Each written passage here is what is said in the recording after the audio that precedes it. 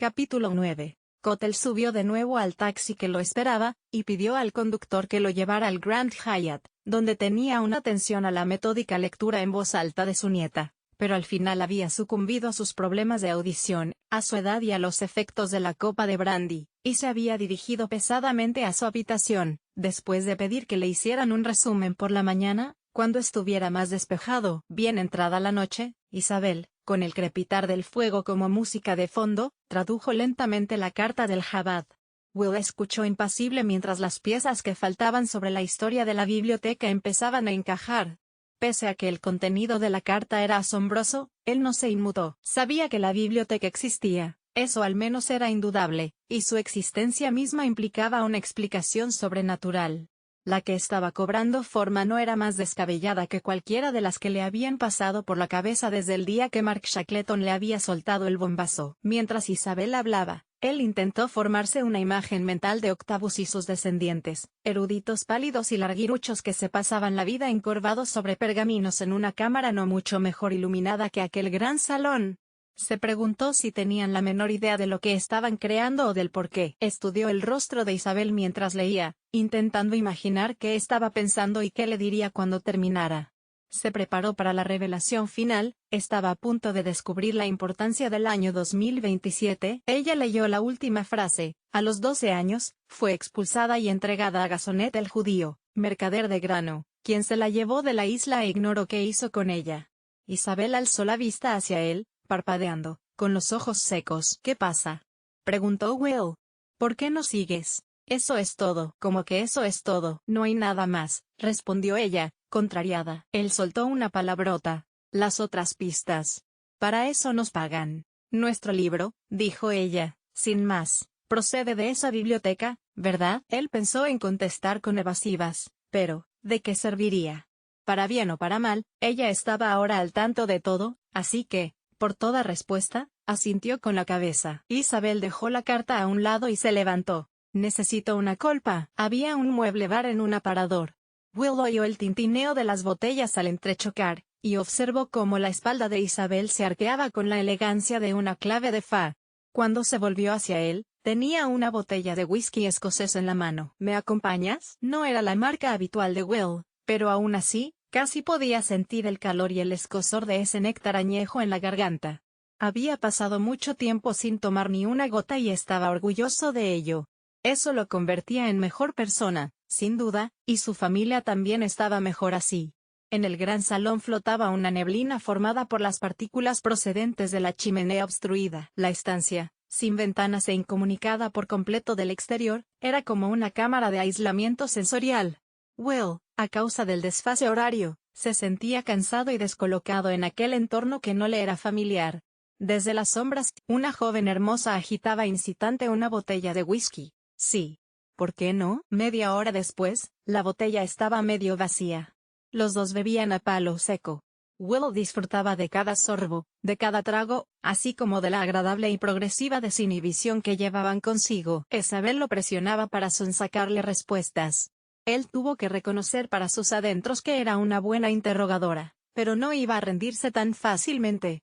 Tendría que trabajárselo más, hacerle las preguntas correctas, vencer su resistencia, suplicarle, engatusarlo, amenazarlo. Lo estaba acribillando. ¿Qué pasó después? Tiene que haber algo más. ¿Qué pensabas en ese momento? Por favor, sigue, te estás guardando algo. Si no me lo cuentas todo, Will, no te ayudaré con el resto del poema. Él era consciente de que corría un riesgo si abría las puertas y la dejaba entrar. Se estaría poniendo en peligro a sí mismo y también a ella. Pero, ¿qué diablos? La chica ya sabía más sobre el origen de la biblioteca que la gente de Nevada o Washington.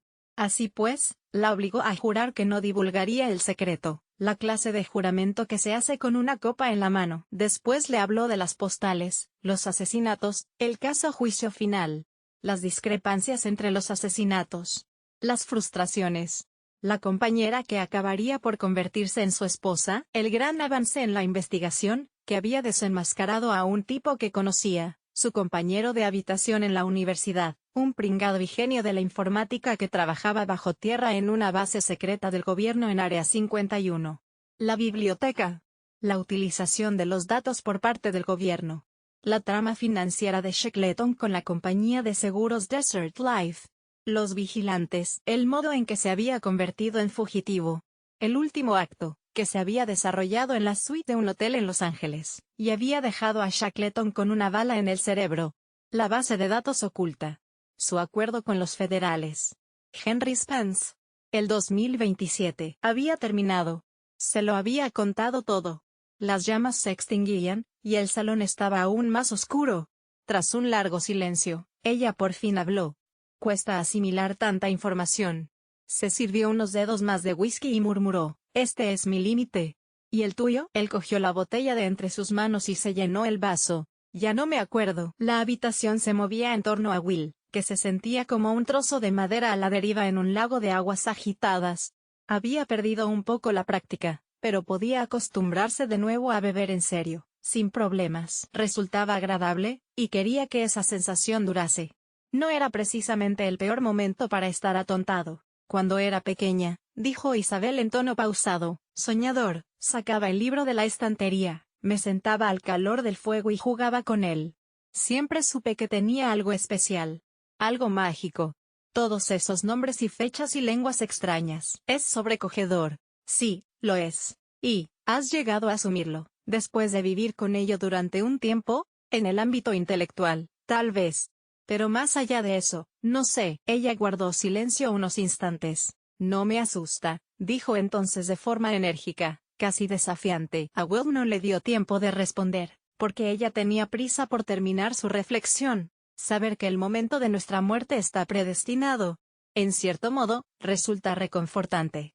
Vivimos agobiados y preocupados por el futuro, lo que debemos comer, lo que debemos beber, el tipo de airbag que debemos tener en el coche, y así con todo, ad nauseam. Tal vez lo mejor sea vivir la vida y dejar de preocuparse. Él le sonrió. ¿Qué edad dices que tienes? Ella arrugó la frente como diciendo, por favor, no seas condescendiente. Mis padres siempre estaban enfadados conmigo porque nunca me tomé en serio la religión. Los Cantwell tienen una larga tradición en el catolicismo. Me gustaban las partes en latín, pero los ritos y las ceremonias siempre me parecieron terriblemente vacíos. Tal vez por la mañana me lo replanteé. Se frotó los ojos. Estoy agotada, así que supongo que tú estarás casi catatónico. No me vendría mal echar un sueñecito. Apuró su copa y, envalentonado por el vínculo de confianza que se había creado entre ellos, preguntó, ¿te importa si me llevo la botella? En Nueva York, había llegado la hora de acostar a Philip. Después de darle su baño, Nancy yacía en la cama, al lado de su bebé. Le había puesto talco y un nuevo pañal sobre una toalla suave y esponjosa. Jugaba plácidamente con un peluche, manoseándolo y llevándose el morro del oso a la boca. Nancy abrió su teléfono móvil y releyó el último mensaje de Will. Llegué bien. Vuelvo pronto, te quiero. Suspiró y escribió un SMS de respuesta. Después hizo reír a Philip acariciándole la barriguita tersa y redonda, y le besó en las dos mejillas. A Will le pareció que el largo pasillo de la planta superior se balanceaba como un puente colgante en una selva de colgaduras. Era una sensación agradable, de libertad, y él sentía los pies ligeros, como si la ley de la gravedad estuviera a punto de quedar invalidada. Siguió con cuidado a Isabel, que iba de puntillas para no despertar al viejo. Aunque Will no estaba seguro, le dio la impresión de que ella también estaba bajo el influjo del demonio, pues caminaba en zigzag, esquivando obstáculos invisibles, y a medio pasillo rozó la pared con el hombro. Abrió la puerta de la habitación de Will haciendo una especie de reverencia. Aquí la tienes, susurró. Aquí la tengo. Estaba oscuro, y la luna que brillaba a través de los visillos de encaje convertía los muebles en formas negras y grises. No encontrarías el interruptor ni pasado mañana, dijo ella. Will entró tras ella, contemplando su esbelta silueta recortada contra una ventana. Circuitos inactivos de su cerebro, los relacionados con el alcohol y las mujeres, empezaron a chisporrotear. No hace falta que enciendas la luz, se oyó decir a sí mismo. Sabía que con eso bastaría. Intuía que las copas, la emoción del descubrimiento y la soledad de la campiña la habían puesto a 100. Estaban en la cama. Se despojaron de la ropa con el ansia apremiante que caracteriza la primera vez. La piel fresca y seca se tornó cálida y húmeda. Todas las juntas de la pesada cama crujían, y los agudos chirridos de la madera contra la madera servían de contrapunto a los suaves gemidos de los dos. Will no sabía con seguridad cuánto rato llevaban ni si él estaba haciendo un buen papel. Solo sabía que aquello le gustaba. Cuando terminaron, la habitación se sumió en un silencio absoluto hasta que ella habló. Eso no me lo esperaba. Y añadió, ¿has traído la botella? Estaba intacta, erguida en el suelo, junto a la cama. No tengo vasos. Da igual. Tomó un buen trago a morro y se la devolvió a Will, que la imitó. La cabeza le daba vueltas. Oye. Ella ya se había levantado y buscaba a tientas sus cosas. Murmuró una disculpa rápida, cuando le rozó las partes pudendas con las manos al coger sus bragas. ¿A qué hora te despierto? Preguntó. Su pregunta descolocó a Will, que no estaba acostumbrado a ser el abandonado después de los rollos de una noche. A la hora que te vaya bien a ti, respondió. No muy tarde. Tomaremos un desayuno caliente y seguiremos con la búsqueda. No encuentro mi otro calcetín. ¿Puedo encender la luz ya? Él cerró los ojos para protegerlos del resplandor, y sintió un beso rápido en los labios. Con los párpados entornados, la vio alejarse desnuda, llevando la ropa arrebujada bajo el brazo. La puerta se cerró, y él se quedó solo. Cuando sacó el teléfono móvil del bolsillo de su pantalón, la lucecita roja estaba parpadeando. Lo abrió y leyó el mensaje de texto que había recibido. Ya no estoy enfadada. Te echo de... También Philly. He leído el poema. Increíble. Llámame cuando puedas. Will se percató de que llevaba un rato incómodamente largo aguantando la respiración, y su exhalación sonó como un ladrido bajo. Escribirle un mensaje estando desnudo y mojado por otra mujer le pareció un poco impresentable. Pensó en ello un momento, y, finalmente, en vez de responder al SMS, tiró el teléfono en la cama y bebió otro trago de la botella. Fuera, la cola del frente frío provocaba que unas rachas de viento gélido barriesen el jardín trasero. Un telescopio monocular de visión nocturna asomaba entre las ramas goteantes de un frondoso grupo de rododendros. Vista a través del telescopio, la ventana de Will emitía un brillo desagradablemente intenso. Cuando Will se levantó para ir al baño, de corso vio pasar su torso desnudo. Llevaba horas ahí, pero era la primera vez que conseguía identificarlo. Estaba convencido de que se hallaba en la casa, pero fue un alivio comprobar que su hombre estaba realmente allí y localizado.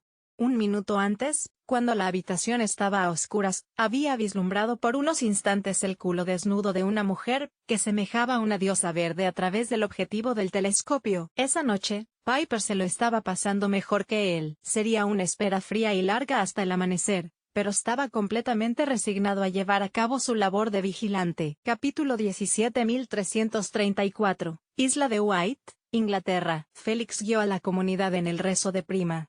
Gracias a Dios, fue el oficio más breve del día, porque él estaba fatigado en extremo, y volvía a sentir punzadas en la cabeza. La catedral estaba llena de hermanos y hermanas que respondían diligentemente, elevando la voz en un cántico tan dulce como los gorjeos de los pájaros posados en el tejado de la iglesia que llamaban a sus compañeros de los robles cercanos. Era una época única del año, en la que el ambiente en el interior de la catedral era, en una palabra, celestial, ni demasiado caluroso ni demasiado frío. Él pensó que sería una pena partir de este mundo en pleno esplendor del verano. Con el ojo sano vio que los monjes intercambiaban miradas furtivas desde los bancos. Él era su padre, estaban intranquilos por él y, de hecho, por ellos mismos. La muerte de un abad siempre era motivo de preocupación mundana. La llegada de un nuevo superior lo cambiaba todo inevitablemente, y alteraba el ritmo de vida de la abadía. Después de todos aquellos años, se habían acostumbrado a él. Tal vez incluso lo querían, pensó. El hecho de que la cadena de sucesión fuese incierta aumentaba la confusión. Paul, su prior, era demasiado joven para que el obispo lo nombrase abad, y dentro de los muros del monasterio no había otro candidato. Eso significaba que tendría que venir alguien de fuera. Por el bien de la comunidad, Félix intentaría seguir vivo durante el mayor tiempo posible, pero sabía mejor que todos ellos que el designio de Dios ya estaba escrito y era inalterable. Desde el púlpito, elevado y tallado, recorrió la catedral con la mirada buscando a su visitante, pero Luke no se encontraba allí. Esto no sorprendió demasiado a Félix. Cuando recitaba los últimos versos del Salmo 116, un clásico de la hora prima, lo invadió una alegría repentina al caer en la cuenta de que Luke había llegado en el momento en que él ponía punto final a su carta de confesión. Sin duda, se trataba de algo providencial. El Señor había escuchado sus plegarias y le enviaba una respuesta. Como alabanza, Félix decidió incluir en la misa uno de sus himnos favoritos de Prima, el antiguo Iam Lucis Ortus Idere, ya que asoma el astro luminoso, un poema que databa de siglos atrás, de la época del santo fundador espiritual de su orden, Benito de Nursia. Iam Lucis Ortus Idere, deum presemur supplices, ut em diurnis activus nos serveta nocentibus. Ya que asoma el astro luminoso, roguemos a Dios que nos ampare, y que en nuestras tareas de este día nos proteja de riesgos y de males. El himno pareció elevar el espíritu de los fieles. La voz aguda de soprano de las monjas jóvenes resonaba de forma hermosa en la enorme nave de la fabulosa catedral. Ut cuntais absceserit, nocten que sors reduxerit, mundi per abstinentiam ipsi canamus gloriam, para que cuando el día se retire y la noche de nuevo descienda, libres de los cuidados del mundo ensalcemos su gloria eterna. Al concluir la ceremonia, Félix se sentía rejuvenecido, y si veía doble y le dolía el ojo, apenas lo notaba. Al salir de la iglesia hizo una señal al hermano Víctor, el hospedero, y le pidió que guiase al visitante nocturno a sus aposentos. La hermana María, que lo esperaba en la casa del abad, le sirvió enseguida té y avena gruesa endulzada con miel. Él comió unos bocados para contemplarla, pero le indicó con un gesto que despejara la mesa cuando el hermano Víctor llamó a la puerta. En cuanto vio entrar a Luke, le vino a la memoria el día que lo conoció, unos 40 años atrás. Félix era prior cuando el joven fornido, cuyo aspecto era más propio de un soldado que de un aprendiz de zapatero, llegó a las puertas de la abadía, y pidió que lo dejaran ingresar en la hermandad. Había viajado desde Londres con el fin de apartarse del mundo en la isla, pues había oído hablar de la devoción de la comunidad y de la sencilla belleza del monasterio. El muchacho no tardó en ganarse con su sinceridad e inteligencia a Félix, que lo admitió como oblato. Luke correspondió a su generosidad entregándose al estudio, la oración y el trabajo con un entusiasmo y un candor que cautivaron el corazón de todos los miembros de la orden. Ahora tenía ante sí a un hombre de 50 y tantos años que aún era alto y fuerte, pero le había salido barriga. Su rostro, antes terso y bello, acusaba los estragos de la edad, y estaba flácido y surcado de profundas arrugas. La sonrisa radiante y juvenil había cedido el paso al gesto torcido hacia abajo de unos labios cubiertos de costras. Llevaba la ropa sencilla y gastada de un artesano, y el cabello entreverado de canas peinado hacia atrás y anudado en la nuca. «Pasa, hijo mío, y siéntate a mi lado», lo invitó Félix. «Ya veo que eres tú, querido Luke, disfrazado de viejo. Yo también os he reconocido, padre», respondió Luke, mirando fijamente el ojo hinchado del abad y la cara que, aunque envejecida, le resultaba familiar. «Te has fijado en mi dolencia», observó Félix. «Menos mal que has venido hoy a verme. Tal vez mañana habrías tenido que visitar mi tumba. Siéntate». Luke se acomodó en el blando asiento de crin de una silla. «Lamento oír eso, padre. Estoy en manos de Dios, como todo hombre». «¿Te han dado de comer?» «Sí, padre. Dime, ¿por qué no has asistido al rezo de Prima en la catedral?» «Te he buscado pero no te he visto». Luke contempló, incómodo, la suntuosidad de la sala del abad. «No he podido», respondió simplemente. Félix asintió con suavidad y tristeza. Lo entendía, por supuesto, y le agradecía que hubiera vuelto después de tantos años para cerrar el largo arco de dos vidas que habían discurrido juntas durante un tiempo antes de separarse un día de infausta memoria. No había necesidad de que Luke le recordase al abad los detalles de ese día. Félix recordaba los hechos como si se hubieran producido unos minutos antes y no décadas atrás. «¿A dónde fuiste después de dejarnos?», preguntó de pronto el abad. «A Londres». «Nos fuimos a Londres». Signo de interrogación abierta. «¿Fuisteis?» «Elizabeth, la chica, se fue conmigo». «Entiendo. ¿Y qué fue de ella?» «Es mi esposa». La noticia dejó de piedra a Félix, pero decidió no juzgar a Luke. «¿Tenéis hijos?», preguntó. «No, padre, ella es estéril». Entre la bruma y la lluvia de una mañana de octubre que había quedado muy atrás, Luke vio horrorizado que la hermana Sabelina llevaba a rastras a Elizabeth, una novicia joven y asustada, al interior de la pequeña capilla que se alzaba en una zona apartada del terreno de la abadía. Durante sus 4 años en Vectis, había oído rumores sobre las criptas, un mundo subterráneo, seres extraños que vivían bajo tierra y sucesos no menos inquietantes. Los otros novicios hablaban de ritos y perversiones, de una sociedad secreta, la Orden de los Nombres. Luke no concedía el menor crédito a esas habladurías fabricadas por mentes simples. Sí, había una capilla secreta, pero él no tenía por qué saberlo todo acerca del funcionamiento interno de la abadía. Tenía una misión en la que concentrarse, amar y servir a Dios. La presencia de Elizabeth ponía a prueba su fe y su dedicación. Desde el primer día que la vio de cerca, detrás del dormitorio de las hermanas, donde la ayudó a recuperar una camisa que había volado de un tendedero, el rostro de la joven empezó a desplazar en su pensamiento los rezos y la contemplación. Su cabellera larga y bonita, que todavía no le habían cortado antes de tomar el hábito, sus pómulos altos, sus ojos azul verdoso, sus labios húmedos y su cuerpo grácil lo hacían enloquecer. Sin embargo, él sabía que si dominaba sus impulsos, y se negaba a desviarse del buen camino, saldría del trance fortalecido y sería mejor siervo de Dios. En ese entonces no podía saber qué pasaría su última noche como monje en unos establos. Elizabeth le había rogado que acudiese. Estaba angustiada. Por la mañana, la llevarían a las criptas situadas bajo la capilla secreta. Le contó a Luke que iban a obligarla a yacer con un hombre. Le contó una historia de paridoras, sufrimiento y locura. Le suplicó a Luke que la despojase de su virginidad, en ese momento y allí, sobre la paja, para salvarla. Él se marchó a toda prisa, y el suave llanto de Elizabeth se confundió en sus oídos con los relinchos incesantes de los caballos. A la mañana siguiente, Luke se escondió tras un árbol para vigilar el sendero que conducía a la capilla secreta. La brisa salobre procedente del mar lo mantenía alerta. Al alba, vio a la monja anciana y enjuta, la hermana Sabeline, arrastrar a la chica sollozante hacia el interior del edificio de madera. Se debatió por unos instantes antes de dar el paso que cambiaría para siempre el rumbo de su vida. Entró en la capilla, vio una habitación vacía con suelo de pizarra, sin otro adorno que una sencilla cruz de madera cubierta de pan de oro. Había una puerta maciza de roble. Cuando la abrió, Luke distinguió una escalera de piedra que descendía en espiral hacia las profundidades de la tierra. Con paso vacilante, bajó los escalones iluminados por antorchas hasta llegar a una cámara fresca y pequeña en la que había una puerta antigua entreabierta, con una llave grande en su cerradura de hierro. La puerta giró pesadamente sobre sus goznes, y Luke se encontró dentro de la sala de los escribas. Los ojos de Luke tardaron unos segundos en acostumbrarse a la tenue luz de las velas.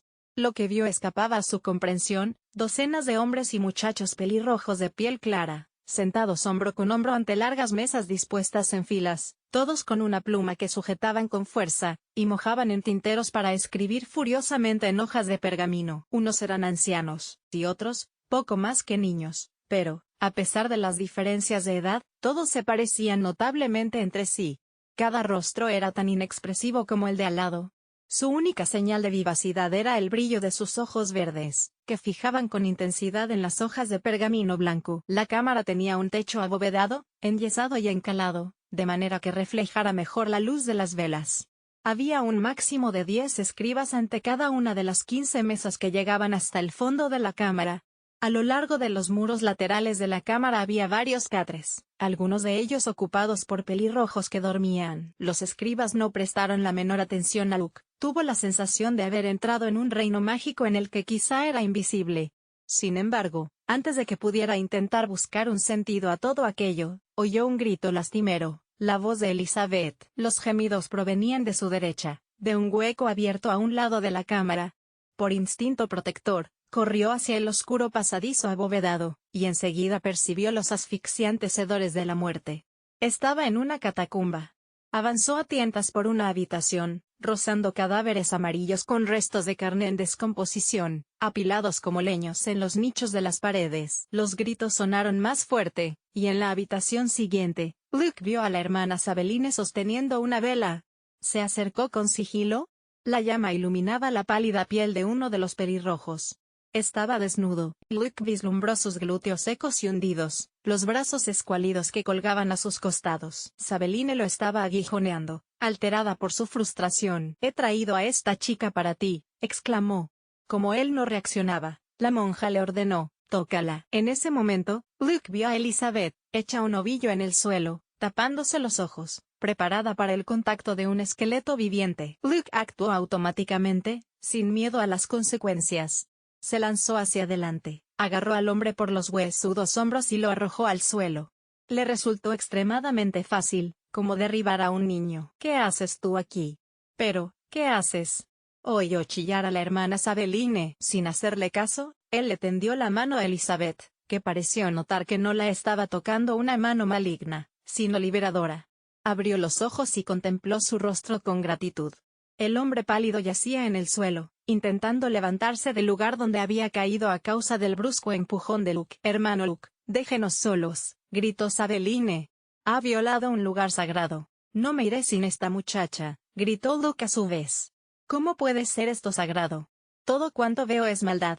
Tomó a Elizabeth de la mano y la ayudó a levantarse. «No lo entiende», rugió Sabeline. Luke oyó ruidos de caos y tumulto procedentes de la cámara. Destrozos, golpes sordos, bandazos y sonidos como los de unos pescados grandes al caer sobre la cubierta de un barco, boqueando y retorciéndose. El pelirrojo desnudo dio media vuelta y echó a andar hacia el estrépito. «¿Qué está pasando?», preguntó Luke. Sabeline cogió la vela y se dirigió a toda prisa hacia la sala, dejándolos solos en la oscuridad. «¿Te han hecho daño?», le preguntó Luke a Elizabeth. «Has venido a por mí», musitó ella. Luke la ayudó a abrirse camino desde las tinieblas hasta la luz de la cámara. El recuerdo de lo que vio debió de quedar grabado a fuego en el fondo de sus ojos, porque cada vez que los cerraba, todos los días de su larga vida, veía de nuevo a la hermana Sabeline, caminando como en trance por aquel escenario espantoso murmurando «Dios mío, Dios mío, Dios mío» una y otra vez, como si canturrease un salmo, para ahorrarle a Elizabeth aquella visión pavorosa. Luke le rogó que cerrara los ojos y dejase que él la guiara.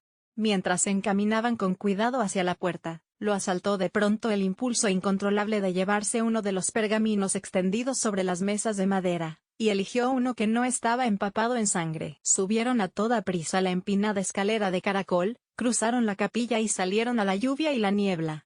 La obligó a seguir corriendo hasta que se encontraron lejos de las puertas de la abadía. Las campanas de la catedral repicaban para dar la alarma. Tenían que llegar hasta la orilla del mar.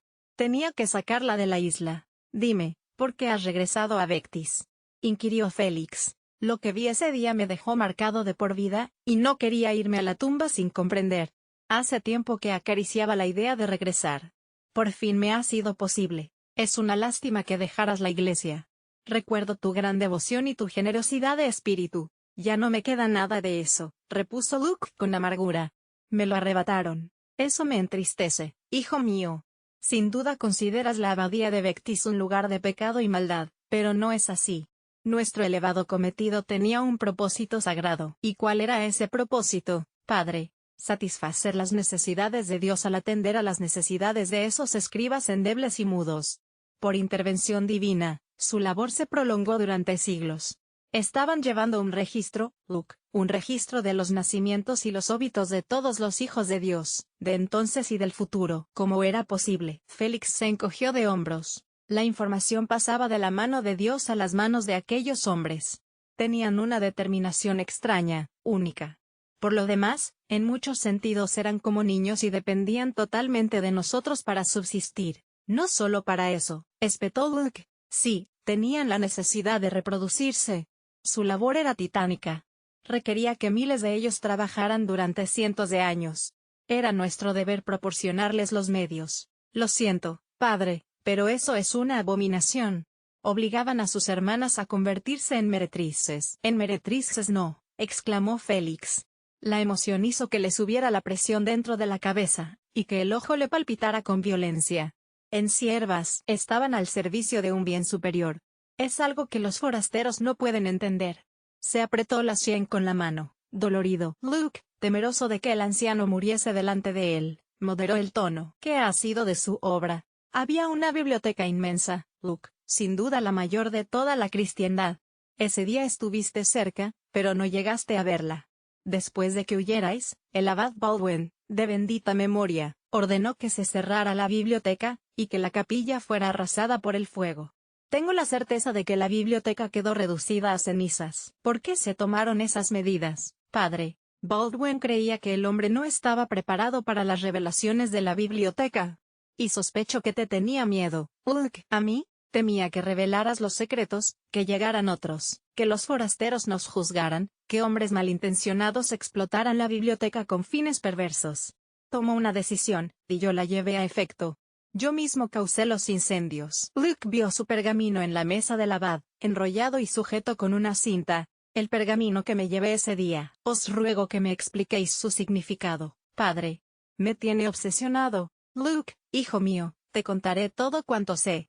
Pronto moriré. Llevo una carga enorme sobre los hombros, pues soy el último hombre vivo que tiene conocimiento de la biblioteca. He puesto por escrito esa información. Por favor, deja que me quite ese peso de encima entregándote el texto, y que abuse de tu generosidad pidiéndote algo más. Se acercó a su arcón y sacó el descomunal libro. Luke se apresuró a ayudarlo, pues el volumen parecía pesar demasiado para el anciano. Es el único que queda, dijo Félix. A ti y a mí nos une otro vínculo, Luke. Tú no sabías por qué te llevaste el pergamino aquel día, y yo no sé por qué salvé este libro de las llamas. Tal vez a ambos nos guió una mano invisible. ¿Te llevarás tu pergamino y también este libro, que contiene una carta escrita por mí? ¿Dejarás que este viejo te traspase su carga? Cuando era joven, fuisteis amable conmigo y me acogisteis, padre. Haré lo que me pedís. Gracias. ¿Qué debo hacer con ello? Félix alzó la vista hacia el techo de la lujosa estancia. Eso le corresponde a Dios decidirlo. Capítulo 18. 1344. Londres. El barón Cantwell de Uroxal se despertó rascándose y pensando en botas. Al inspeccionarse los brazos y el abdomen encontró unas ronchas pequeñas, señal de que había compartido el colchón con Chinches. Por Dios santo, era un privilegio, desde luego, estar en la corte, en calidad de invitado en el palacio de Westminster, pero sin duda no era deseo del rey que sus nobles fueran devorados vivos mientras dormían. Ya le ajustaría las cuentas al mayordomo. Su habitación era pequeña pero por lo demás confortable. Tenía una cama, una silla, un arcón, una cómoda, velas y una alfombra para evitar el contacto con el suelo frío. Carecía de chimenea, por lo que a Charles no le habría gustado pasar allí una noche de invierno, pero en plena primavera resultaba agradable. En su juventud, antes de ganarse el favor real, cuando Charles visitaba Londres, se hospedaba en posadas, donde siempre, incluso en las más respetables, tenía que compartir cama con un desconocido. Aunque, por aquel entonces rara vez se acostaba en un estado de conciencia que no fuera de borrachera extrema, así que apenas le importaba. Ahora que era más viejo y había ascendido de rango, procuraba rodearse de las mayores comodidades. Hizo aguas menores en el orinal, y se examinó el miembro en busca de llagas, precaución que tomaba siempre después de pasar la noche con meretrices. Aliviado, se puso a mirar por la vidriera. Entre los cristales verdosos alcanzaba a ver al norte la imponente curva del río Támesis. Un cogue de borda alta desplegaba las velas y navegaba hacia el estuario, cargado de mercancías.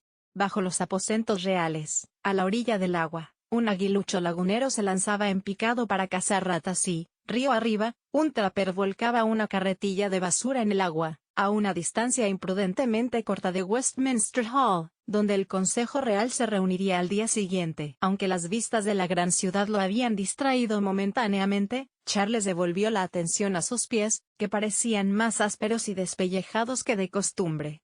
Hoy tendría sus botas nuevas. Con su peine de carey se alisó la barba puntiaguda, el largo bigote y el pelo, que le llegaba a los hombros, y después se puso a toda prisa sus bombachos y su camisa de lino. Eligió su mejor par de calzas de lana verdes, se las enfundó hasta los muslos y las ató al cinto del pantalón. El jubón era un regalo de un primo francés, de un estilo que llamaban coteardie, ajustado, forrado y azul, con botones de marfil. Pese a sus más de 40 años, seguía teniendo un cuerpo viril y en forma, y no dudaba en lucirlo. Como estaba en la corte, completó su atuendo con una túnica especialmente bonita, una desenfadada capa de brocado fino que le dejaba buena parte de las piernas al descubierto. A continuación, con desdén, se puso sus botas viejas haciendo una mueca de disgusto al verlas tan gastadas y deformadas. Charles había alcanzado su posición gracias en parte a su linaje ilustre y en parte al sentido común.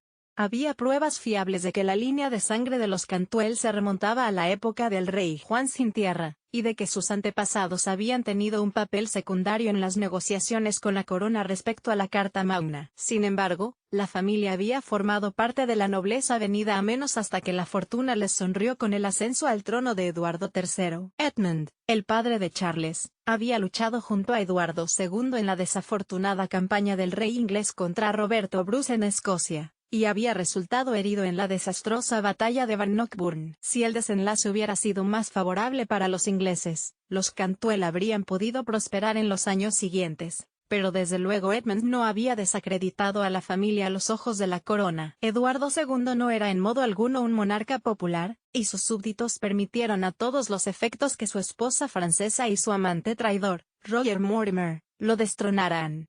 Edward, el hijo del rey, contaba solo 14 años cuando derrocaron a su padre. Aunque fue coronado como Eduardo III, se convirtió en un títere de Mortimer, el regente, que no solo quería que el rey depuesto fuese encarcelado, sino también ejecutado. El asesinato de Eduardo en el castillo de Berkeley, en Gloucestershire, fue un asunto sórdido. Los esbirros de Mortimer se le acercaron cuando estaba en la cama, le colocaron encima un colchón pesado para inmovilizarlo, y a continuación le introdujeron un tubo de cobre por el recto a través del cual le metieron un atizador al rojo para quemarle los intestinos sin dejarle marcas visibles. De este modo, el crimen no podría probarse, y la muerte se atribuiría a causas naturales. Además, para el astuto Mortimer era el castigo apropiado para un rey de quien se rumoreaba que era un sodomita. Poco antes de cumplir los 18 años, Eduardo, al enterarse de la espantosa muerte de su padre, planeó una venganza propia de un hijo. Los que se mantenían leales a su padre corrieron la voz de que el joven rey necesitaba personas que participasen en la conspiración. Algunos agentes del monarca se pusieron en contacto con Charles Cantwell, que accedió de buen grado a implicarse, no solo porque era leal al rey, sino también porque, como aventurero que había fracasado en diversos negocios, vio en ello una buena oportunidad de futuro. En octubre de 1330 se juntó con un pequeño grupo de valientes que, audazmente, se colaron por una entrada secreta en la fortaleza particular de Mortimer en el castillo de Nottingham, tomaron prisionera a la alimaña en su alcoba y, en nombre del rey, lo encarcelaron en la Torre de Londres para que se enfrentase a su macabro destino. En señal de gratitud, Eduardo III nombró varón a Charles y le concedió una renta real suculenta, así como terrenos en Uroxal, donde Charles comenzó de inmediato a hacer mejoras en su finca, y a construir una buena casa de madera cuya magnificencia estuviera a la altura de su nombre, Cantwell Hall. El caballerizo Mayor tenía lista y ensillada la montura de Charles. Este partió al trote, por la margen norte del río, disfrutando de la templada brisa lo máximo posible antes de internarse en las callejuelas fétidas y estrechas de la ciudad de artesanos. Al cabo de una media hora, estaba cabalgando por la calle Thames, una vía relativamente amplia y despejada que discurría próxima al río, al oeste de la Catedral de San Pablo, y donde le resultó fácil sortear carretillas, caballos y viandantes. Al pie de la colina de Garrick, espoleó a su cabalgadura para que se dirigiese hacia el norte por un camino serpenteante y claustrofóbico, donde sintió la necesidad imperiosa de taparse la nariz con un pañuelo. La calle Cordwainers estaba flanqueada por dos canales de aguas negras, pero el hedor de los residuos humanos no era la peor agresión contra los sentidos de Charles. A diferencia de los zapateros, que fabricaban calzado barato con piel usada, y se ganaban la vida a duras penas haciendo remiendos, sus colegas mejor valorados, los maestros de obra prima, necesitaban piel nueva para confeccionar sus botas. Por eso, esta zona de las afueras de la ciudad albergaba también mataderos y curtidurías, cuyas calderas, en las que se hervía el cuero, la lana y la piel de borrego, despedían unos olores fétidos. Su buen humor de la mañana se había esfumado por completo cuando Charles desmontó tras haber llegado a su destino, un pequeño taller señalado con un letrero colgante de hierro forjado en forma de bota. Ató el caballo a un poste y, empapándose los pies en un charco, se dirigió al taller de 2 plantas encajonado entre otras estructuras similares que formaban una larga fila de edificios gremiales. De inmediato se olió que algo no iba bien. Mientras que los zapateros y otros maestros de obra prima de ambos lados de la calle tenían las puertas y ventanas abiertas en señal de prosperidad, este taller estaba cerrado a cal y canto. Charles refunfuñó entre dientes y aporreó la puerta con la mano. Como no obtuvo respuesta, golpeó de nuevo, más fuerte todavía. Se disponía a emprenderla a patadas contra la condenada puerta cuando ésta se abrió despacio, y una mujer asomó la cabeza, cubierta con un velo. ¿Por qué habéis cerrado?, exigió saber Charles. La mujer era delgada como una niña, pero estaba demacrada como una anciana. Charles la había visto anteriormente en el taller, y aunque estaba avejentada, le había parecido que debió de ser toda una preciosidad en su juventud. Pero esa belleza se había difuminado, erosionada por las preocupaciones y el trabajo duro. Mi marido está enfermo, señor. Lo siento mucho, señora, créame, pero he venido a recoger mis botas nuevas. Ella se quedó mirándolo, sin comprender. ¿Es que no me has oído, mujer? Vengo a por mis botas. No hay botas, señor. Pero, ¿qué dices? ¿Acaso no sabes quién soy yo? A la mujer le temblaba el labio. Sois el barón de Uroxal, señor. Exacto. Entonces sabrás que vine hace 6 semanas.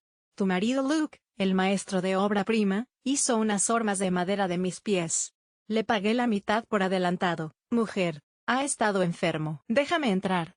Charles se abrió paso hacia el interior, y echó un vistazo a la reducida habitación.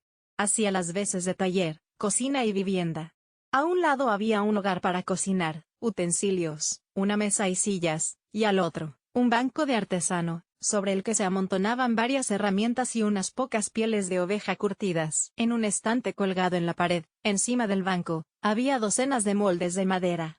Charles fijó la vista en una horma que llevaba grabada la palabra Uroxal. «Esos son mis pies», exclamó. «¿Dónde están mis botas?» Se oyó una voz procedente de la planta superior. «Elizabeth. ¿Quién está ahí?» «No pudo empezar a hacerlas, señor», insistió ella. «Cayó enfermo». «¿Está arriba?» preguntó Charles, alarmado. «No habrá peste negra en esta casa, ¿verdad, señora?» «Oh, no, señor. Tiene la tisis». «Entonces subiré a hablar con él. Por favor, no lo hagáis, señor. Está demasiado débil, eso podría matarlo». En los últimos años, Charles había perdido la costumbre de no salirse con la suya. A los varones se los trataba como a varones, y tanto los siervos como la pequeña nobleza les consentían todos sus caprichos. Se quedó inmóvil, en una postura agresiva, con los brazos en jarras y sacando mentón. «Así que no hay botas», dijo al fin. «No, señor». La mujer luchaba por contener el llanto. «Os pagué medio noble por adelantado», dijo con frialdad. «Devuélveme el dinero. Con intereses. Me conformo con 4 chelines». Entonces brotaron las lágrimas. «No tenemos dinero, señor. No ha estado en condiciones de trabajar. He empezado a intercambiar con otros miembros del gremio su provisión de pieles por comida, de modo que no hay botas ni tampoco dinero. ¿Qué me propones que haga, mujer?» «No lo sé, señor. Por lo visto, tu marido pasará sus últimos días en prisión a discreción de su majestad, y tú también conocerás el interior de una celda para morosos. Cuando vuelvas a verme, iré acompañado del alguacil». Elizabeth se puso de rodillas y se abrazó a sus pantorrillas enfundadas en las calzas. «No, por favor, señor. Tiene que haber otra solución», sollozó. «Llevaos sus herramientas o lo que os plazca». «Elizabeth», la llamó de nuevo Luke con voz débil. «Todo va bien, querido», le respondió ella. Aunque mandara a esos ladrones a la cárcel habría complacido a Charles, sabía que sería más útil pasar el resto de la mañana en el taller de otro maestro de obra prima que recorriendo la hedionda ciudad en busca del alguacil. Sin abrir la boca, se acercó al banco de trabajo e inspeccionó la colección de tenazas, punzones, agujas, mazos y cuchillos que había encima. Soltó un resoplido. ¿De qué le serviría todo aquello? Cogió una cuchilla semicircular. «¿Esto qué es?», preguntó. Ella seguía arrodillada. «Es un trinchete, un cuchillo de zapatero». «¿Qué iba a hacer yo con esto al cinto?», comentó él, con sorna. «¿Cortarle la nariz a alguien?». Revolvió un poco más la mesa y concluyó. «Esto es basura para mí. ¿No tenéis nada de valor aquí? Somos pobres, señor. Por favor, llevaos las herramientas y marchaos en paz». Charles empezó a caminar de un lado a otro, paseando la mirada por la pequeña habitación en busca de algo que lo satisficiera lo suficiente para no denunciarlos. Sus posesiones eran muy escasas, y similares a las que sus criados tenían en sus miserables casas. Sus ojos se posaron en un arcón que estaba cerca de la chimenea. Sin pedir permiso, lo abrió. Dentro había abrigos de invierno, vestidos y cosas por el estilo. Charles metió las manos y, por debajo de la ropa, notó algo duro y plano. Al apartar las prendas, vio la tapa de un libro. «¿Tenéis una Biblia?», exclamó. Los libros eran artículos escasos y caros. Nunca había conocido a un campesino o artesano que pusiera uno. Elizabeth se santiguó y movió los labios como si rezara en voz baja. «No, señor, no es una Biblia». Charles extrajo el pesado libro del cofre y lo examinó. Desconcertado por la fecha grabada en el lomo, 1527, lo abrió. Un fajo de pergaminos sueltos cayó al suelo. Los recogió y echó una ojeada rápida al texto en latín. Vio el nombre Félix en la hoja superior y dejó el fajo a un lado. Acto seguido, Inspeccionó las páginas del libro y recorrió con los ojos la aparentemente interminable lista de nombres y fechas. ¿Qué es este libro, señora? El miedo secó las lágrimas de Elizabeth. Es de un monasterio, señor. El abad se lo dio a mi marido. No sé qué es. Lo cierto es que Locke nunca le había hablado del libro. Cuando regresó a Londres de Vectis años atrás, lo guardó en el arcón sin decir una palabra, y allí se quedó. Él se cuidaba mucho de no decirle nada que le recordara Vectis. En su casa jamás se mencionaba este nombre. Sin embargo, ella intuía que el libro era maligno, y hacía la señal de la cruz cada vez que tenía que abrir el arcón por algo. Charles pasó una página tras otra, cada una relativa al año 1527. ¿Se trata de algún tipo de brujería?, inquirió Charles. No, señor. Y esforzándose por mostrar convicción, añadió, es un libro sagrado de los buenos monjes de la abadía de Vectis. Fue un obsequio para mi esposo, que conoció al abad en su juventud. Charles se encogió de hombros. Sin duda el libro valdría algo, tal vez más de 4 chelines. Su hermano, más diestro con la pluma que con la espada, sabría calcular su valor. Cuando regresara a Cantwell Hall, le pediría su opinión. Me llevaré el libro como compensación, pero estoy muy descontento con nuestro trato, señora.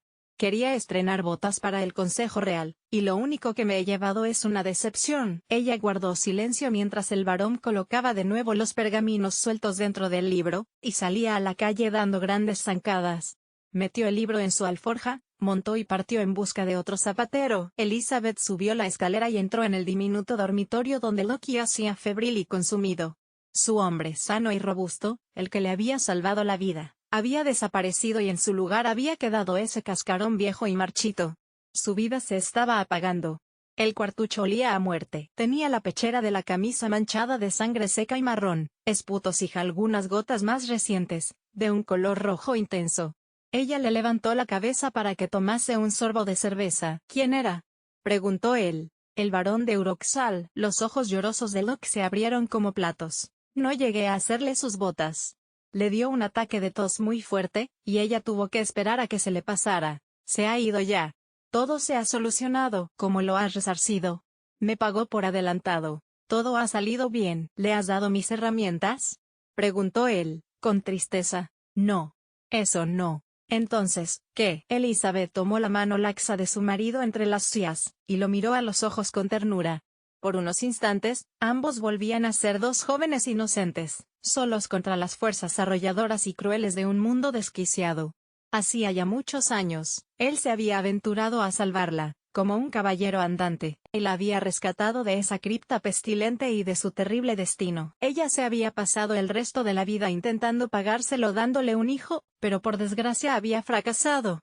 Tal vez, de una forma modesta, ese día lo había salvado al echarle un hueso al globo hambriento. Su amado Luke podría seguir durmiendo en su lecho. El libro, dijo ella.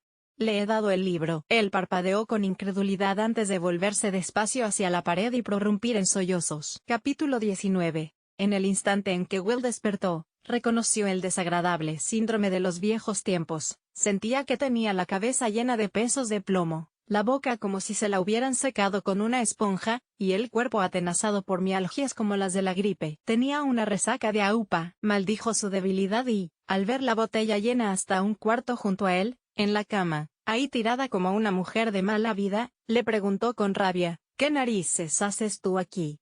Sintió el impulso del vaciarla en el lavabo, pero no era de su propiedad, ¿o sí? La tapó con una almohada para no tener que verla. Se acordaba de todo, por supuesto, no podría justificarse con la penosa excusa de que había perdido el conocimiento.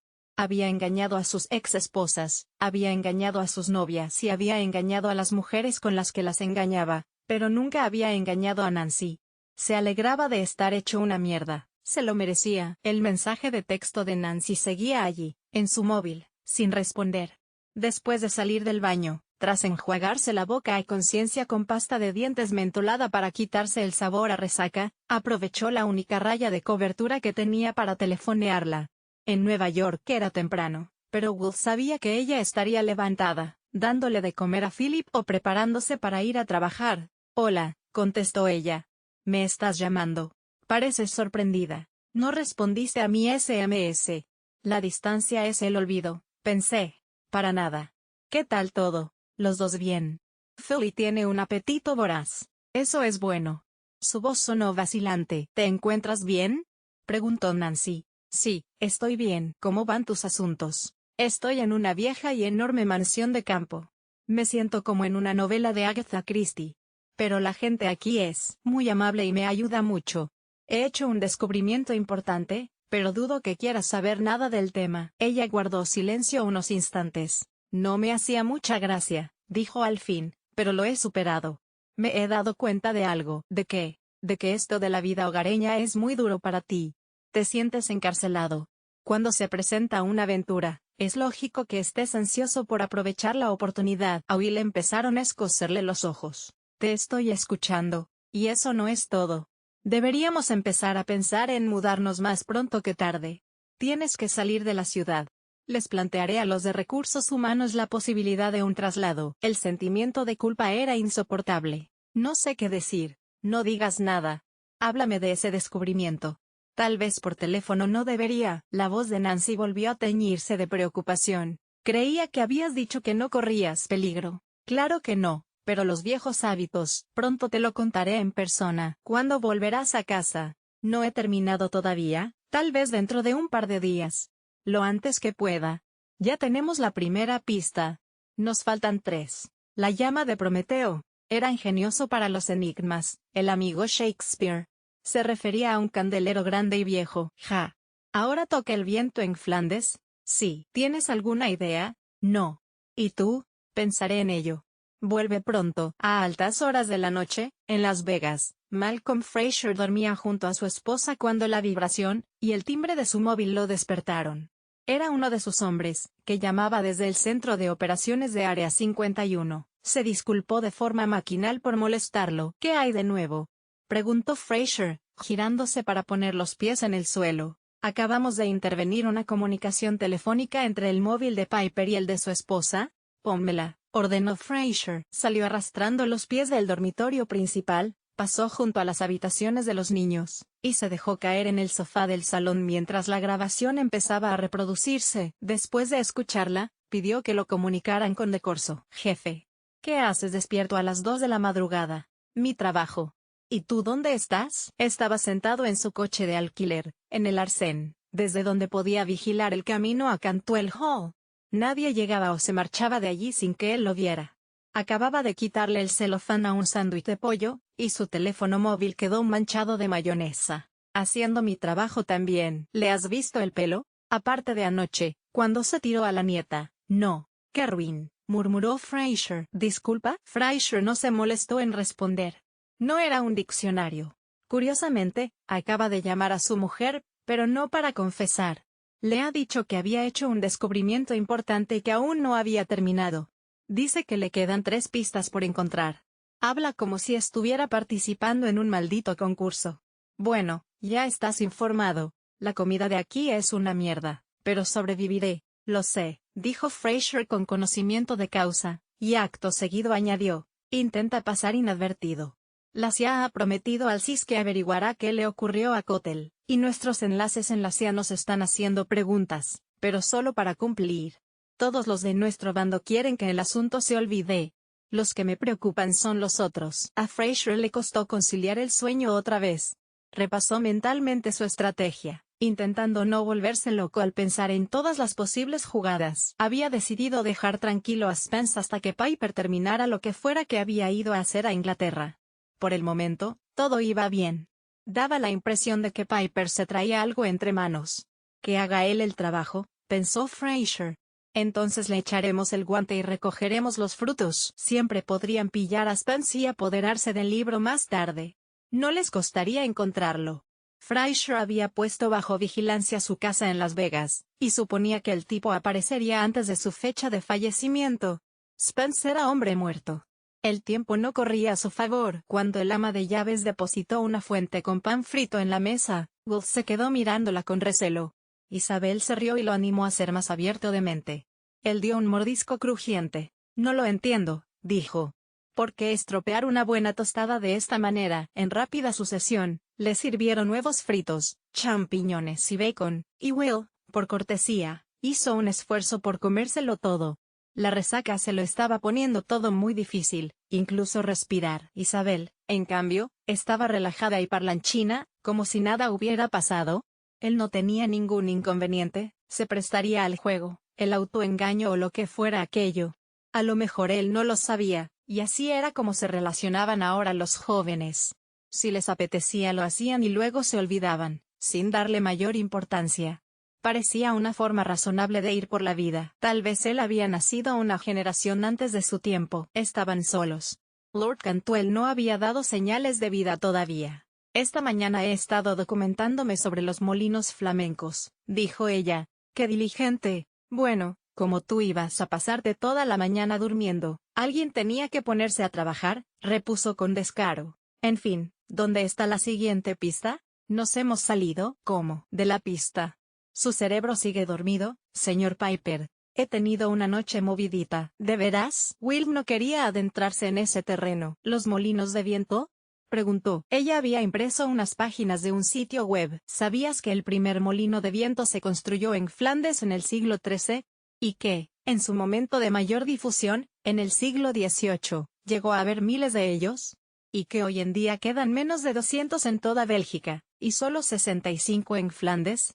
Y que el último molino de viento flamenco que funcionaba dejó de utilizarse en 1914, levantó la vista y le sonrió con dulzura. Nada de eso es útil, dijo él y tomó otro trago de café. No, no lo es, admitió ella, pero me ha puesto en marcha el cerebro. Tenemos que buscar a conciencia un objeto artístico, una imagen, un cuadro, cualquier cosa en que aparezca un molino. Ya sabemos que no es un libro lo que nos interesa. Bien. Estás lanzada. Me alegro de que al menos uno de los dos lo esté. Se la veía entusiasmada y nerviosa, como un potrillo ansioso por dar una galopada matinal. Ayer fue uno de los días más estimulantes que he vivido, Will. Fue increíble. Él la miró a través de la bruma de su malestar. Mentalmente estimulante, precisó ella, exasperada, pero, en un susurro apenas audible entre los ruidos que hacía el ama de llaves al limpiar, añadió, y físicamente también. Recuerda, le dijo él, con toda la gravedad de que fue capaz, que no puedes divulgar nada de esto. Si lo haces, hay unas personas muy serias que te pararán los pies. ¿No crees que el resto del mundo debería saberlo? ¿Conocer la verdad no es un derecho universal? Curvó los labios en una sonrisa radiante. Por no mencionar que eso catapultaría mi carrera de forma espectacular. Por tu bien y por el mío, te ruego que no sigas por ahí. Si no me lo prometes, me marcharé hoy mismo, me llevaré el poema y nunca llegaremos al fondo de este asunto. No bromeaba. De acuerdo, accedió ella, haciendo un mojín. ¿Qué le digo al abuelo? Que la carta es interesante pero no arroja luz sobre el libro. Invéntate lo que sea. Algo me dice que tienes mucha imaginación. Empezaron la jornada recorriendo la casa en busca de algo remotamente interesante. Will se llevó consigo otra taza de café para el camino, lo que a Isabel le pareció muy típico de un estadounidense. La planta baja de Cantwell Hall era bastante intrincada. En el ala de la cocina, en la parte posterior de la casa, había una serie de despensas y habitaciones de servicio que no se utilizaban. El comedor, una habitación bien proporcionada que daba a la parte delantera, estaba entre la zona de la cocina y el vestíbulo. Will, que se había pasado todo el día anterior en el gran salón y la biblioteca, pudo ver esa mañana otra estancia grande y formal con vistas al jardín trasero, otro salón, que también llamaban sala francesa y que contenía una rancia colección de muebles y piezas ornamentales francesas del siglo XVIII.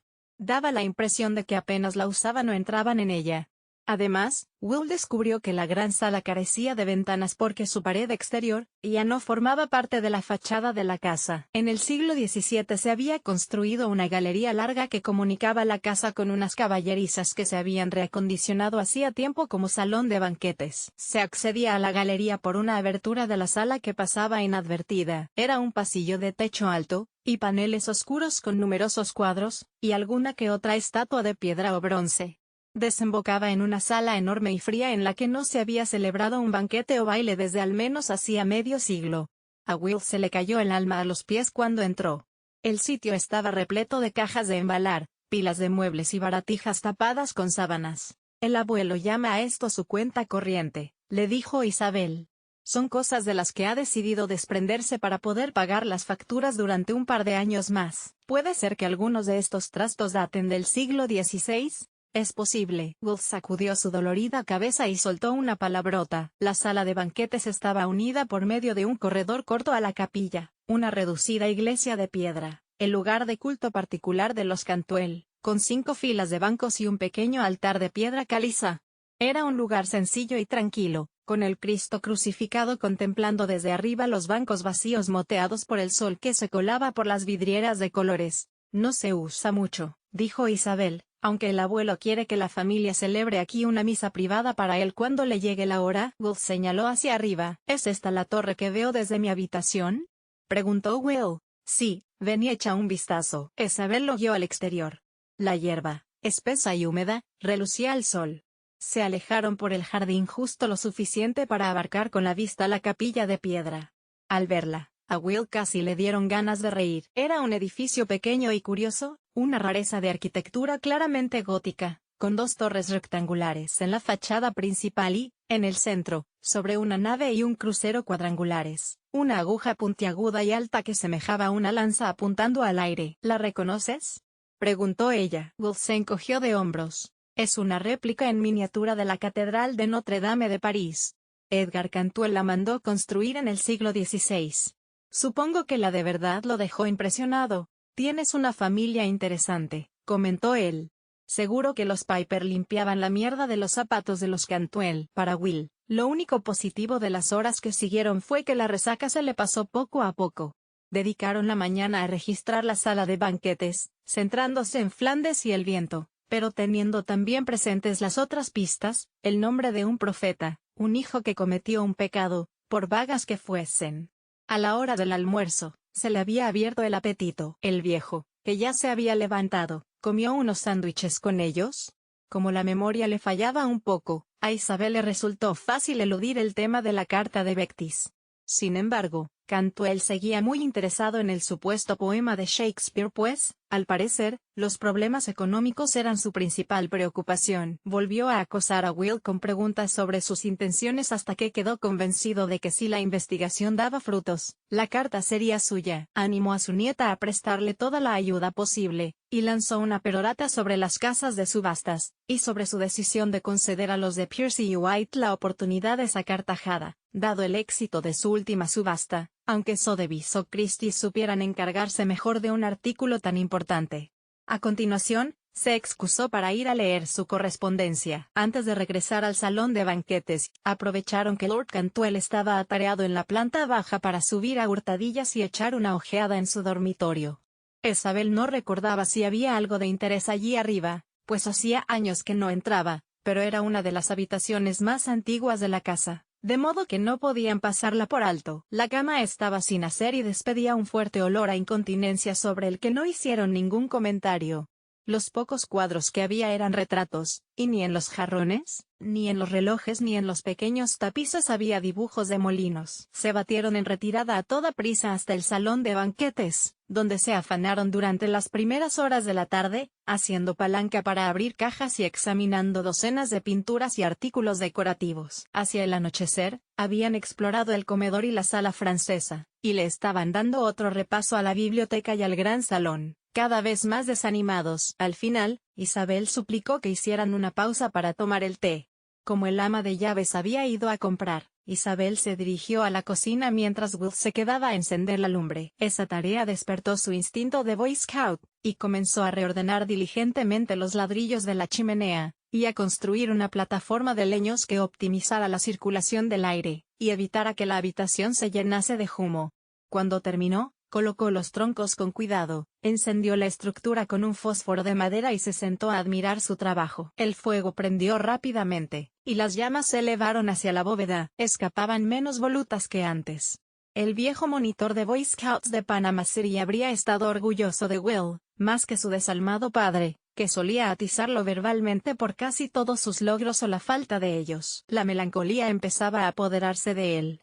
Estaba cansado y desilusionado por estar recayendo en sus viejos vicios. La botella de whisky seguía arriba, en su habitación. Dejó vagar la mirada a la vez que sus pensamientos. Uno de los azulejos de Delft azules y blancos que revestían la chimenea le llamó la atención. Era una escena encantadora de una madre que caminaba por un campo con un fajo de ramitas bajo un brazo y su hijo pequeño en el otro. Se la veía completamente feliz. Seguro que no estaba casada con un cabronazo como él, pensó. Entonces la vista se le fue hacia el azulejo que estaba debajo. Se quedó paralizado por un momento, y acto seguido se levantó de un salto. Cuando Isabel reapareció con un servicio de té en una bandeja, se lo encontró frente a la chimenea, examinándola con atención. Fíjate, le dijo Will. Ella dejó la bandeja y se acercó. Oh, Dios mío, exclamó. Y lo teníamos justo delante de nuestras narices. Ayer mismo le estaba dando golpecitos. A la orilla de un tortuoso río de la campiña se alzaba un pequeño molino, delicadamente pintado en azul y blanco. El artista había sido lo bastante hábil para hacer que las aspas del molino parecieran a punto de girar impulsadas por una brisa que bajaba por el valle, pues, a lo lejos, los pájaros inclinaban las alas, arrastrados por una racha de viento invisible. El té se enfrió. Después de asegurarse de que su abuelo estuviera arriba echando la siesta, Isabel sacó la caja de herramientas del armario de la sala, y dejó que Will escogiera los utensilios que iba a usar. Por favor, no lo rompas, le rogó. Él le prometió que tendría cuidado, pero no le garantizó nada. Eligió el destornillador plano más pequeño y fino, y un martillo ligero. Entonces, conteniendo la respiración, comenzó a cincelar la lechada lisa y dura con golpecitos suaves. Era un trabajo lento y minucioso, pero como la lechada era más blanda que el azulejo, se dio gradualmente al acero. Cuando terminó con la primera junta vertical, continuó con la horizontal superior. Media hora después, las dos horizontales estaban libres de lechada. Como estaba trabajando tan cerca del fuego que había encendido, estaba bañado en sudor y tenía la camisa empapada, suponía que podría desprender el azulejo golpeando por debajo, y haciendo palanca con el destornillador sin tener que labrar la última junta. Isabel, que estaba prácticamente apoyada contra su espalda, observando todos sus movimientos, dio su aprobación. Nerviosa, bastaron 3 golpecitos oblicuos con el destornillador para que el azulejo se separase del panel unos satisfactorios 3 milímetros. Gracias a Dios, estaba entero. Will dejó las herramientas y, con las manos, comenzó a mover muy ligeramente el azulejo hacia arriba y hacia abajo, y luego hacia los lados. Se desprendió del todo, intacto. Al instante vieron un tapón redondo de madera en el centro del cuadrado que había quedado expuesto. Por eso ayer sonó igual que los demás cuando le di unos golpecitos, dijo ella, con la punta del destornillador. Will hizo fuerza bajo el tapón para sacarlo. Dejó al descubierto un agujero profundo de poco más de 2 centímetros de diámetro en la madera. Necesito una linterna, dijo Will, apremiante. Había una de bolsillo en la caja de herramientas. Will iluminó el agujero y cogió unos alicates de punta fina. ¿Qué ves?, preguntó ella con impaciencia. Will apretó algo con los alicates y lo sacó del agujero. Esto era una hoja de pergamino enrollada en un cilindro. A ver, pidió Isabel, casi gritando. Él dejó que lo desenrollara y se quedó de pie tras ella mientras se dejaba caer en una silla. ¿Está en francés?, dijo Isabel. ¿Estamos jodidos? Claro que no, replicó ella con desdén. Leo bastante bien el francés, gracias. Como ya he dicho antes, me alegro de que estés aquí. Cuesta un poco descifrarlo, la letra es horrible. Está dirigida a Edgar Cantwell. Y fechada en 1530. Dios santo, Will, mira quién es el autor. Está firmada por Jean Calvin. ¿Y ese quién es? Juan Calvino. El padre del calvinismo, la predestinación y todo eso. Nada menos que el teólogo más brillante del siglo XVI. Recorrió la hoja con la mirada.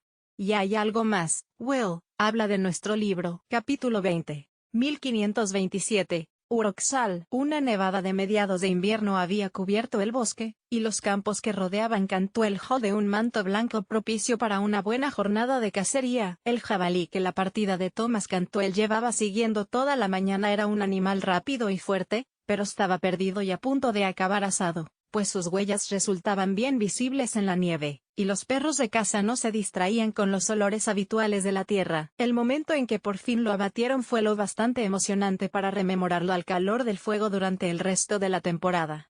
cuando el sol estaba en su punto más alto, y su resplandor en la nieve cegaba a los jinetes, los galgos por fin acorralaron al jabalí en un matorral de zarzas impenetrable. La bestia embistió e hirió con los colmillos a uno de los perros, pero a su vez fue mordido en los cuartos traseros por otro.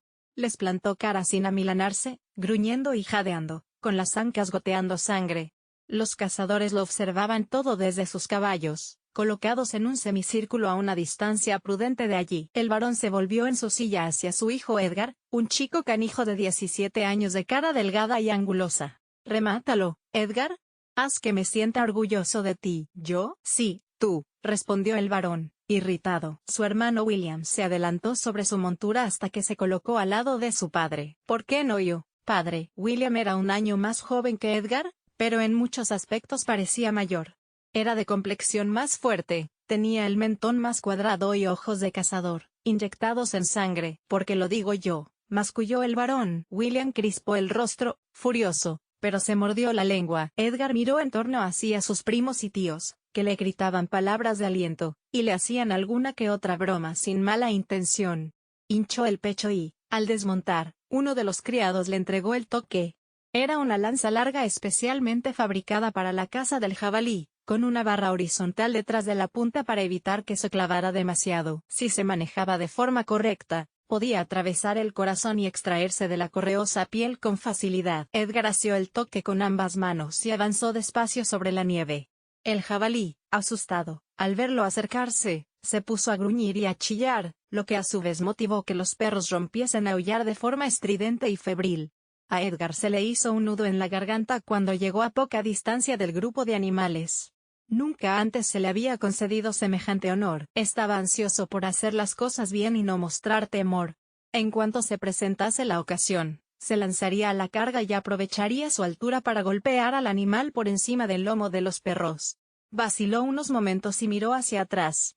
Su padre, impaciente, le hizo señas de que acabara de una vez con eso. En el instante en que reunió el valor suficiente para atacar, el jabalí, desesperado, decidió arrancar a correr hacia adelante para intentar escabullirse entre los perros.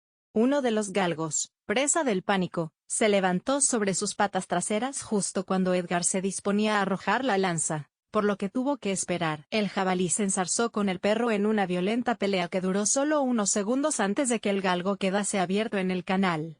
Mientras los otros perros le lanzaban dentelladas a las ancas, el jabalí enfurecido se abalanzó hacia adelante, apuntando directamente a la entrepierna de Edgar con los colmillos. De forma instintiva, el muchacho retrocedió un paso, pero la bota se le hundió en la nieve. Perdió el equilibrio en el acto y cayó de espaldas, al tiempo que el mango de la lanza se clavaba en el suelo. Providencialmente, el jabalí, con un gruñido, saltó y se empaló por el tórax en la hoja del toque a unos pocos palmos de donde habría convertido al joven Edgar en un eunuco. Con un alarido espantoso y sangrando a borbotones, el jabalí murió justo entre las piernas inmóviles del chico. Edgar seguía temblando a causa del frío, y de su experiencia traumática cuando la partida de caza se reunió de nuevo junto al ardiente fuego del gran salón. Los hombres hablaban a voces y soltaban sonoras carcajadas mientras devoraban grandes trozos de pastel regados con jarras de vino. El joven William participaba alegremente en las bromas, encantado con las penalidades de su hermano. Solo Edgar y su padre guardaban silencio.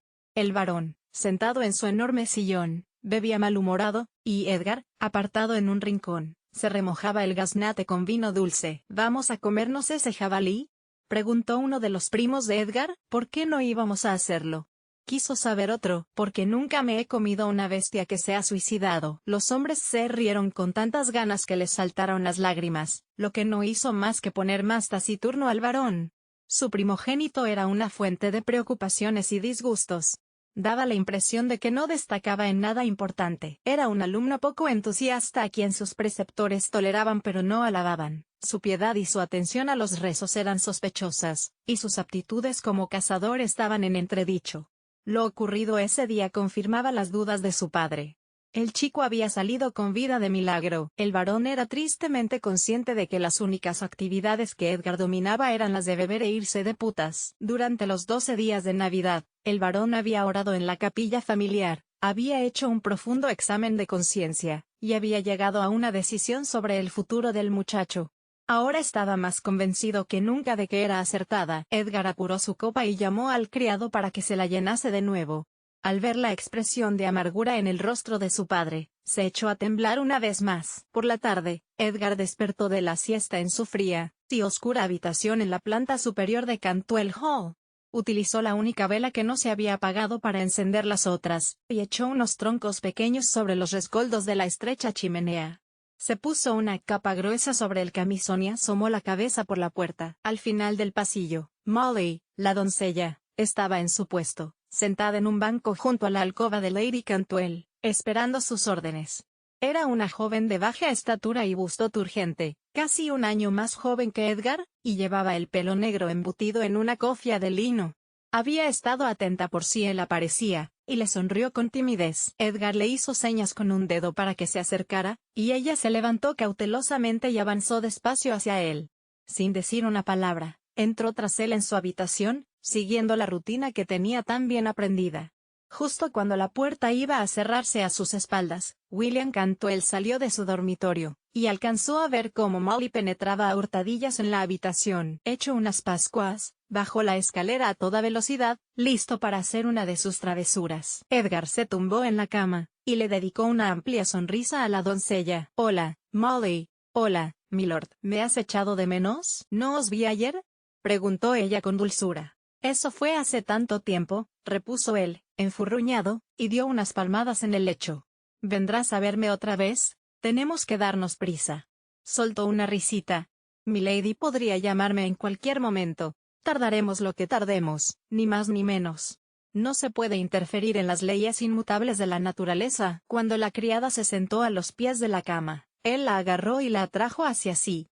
Acto seguido comenzaron a revolcarse de un lado a otro del lecho, manoseándose y haciéndose cosquillas el uno al otro hasta que ella soltó un fuerte ay. Y se frotó la coronilla con el ceño fruncido. «¿Qué guardáis debajo de la almohada?», preguntó. Apartó el cojín. Debajo había un libro grande y pesado con el número 1527 grabado en el lomo. «Deja eso», exclamó Edgar. «¿Qué es?» «Es solo un libro, y no te incumbe en absoluto, moza». «Entonces, ¿por qué lo tenéis escondido?». Edgar tendría que aplacar la viva curiosidad que había despertado en ella antes de seguir adelante con el asunto que los ocupaba. «Mi padre no sabe que lo he sacado de su biblioteca. Es muy celoso de sus libros». «¿Por qué os interesa?», preguntó ella. «¿Te has fijado en la fecha, 1527? Cuando yo era niño, me intrigaba que un libro llevara inscrita una fecha futura. Me fascinaba. Mi padre siempre me decía que el libro encerraba un gran secreto y que cuando yo tuviera 21 años, me mostraría una carta antigua que guarda en una caja sellada y que me lo revelaría todo. Me gustaba imaginar cómo sería yo en 1527, el año en que cumpliría los 18. Pues bien, ese año ha llegado. Estamos en 1527, por si no lo sabías. El libro ha alcanzado la mayoría de edad, y yo también». «Es mágico, milord». Él volvió a ponerle la almohada encima y la asió de nuevo. «Si tanto le interesa la magia a la pequeña Molly, tal vez quiera ver mi varita». Edgar estaba demasiado absorto en sus actividades amatorias para oír que lo estaban llamando con insistencia para que bajase a cenar. En el momento más inoportuno, su padre abrió la puerta de golpe para encontrarse a su hijo con sus posaderas rosadas sobresaliendo de un lío de camisones remangados, y la cara enterrada entre unos pechos generosos. «¿Qué demonios?», gritó el varón.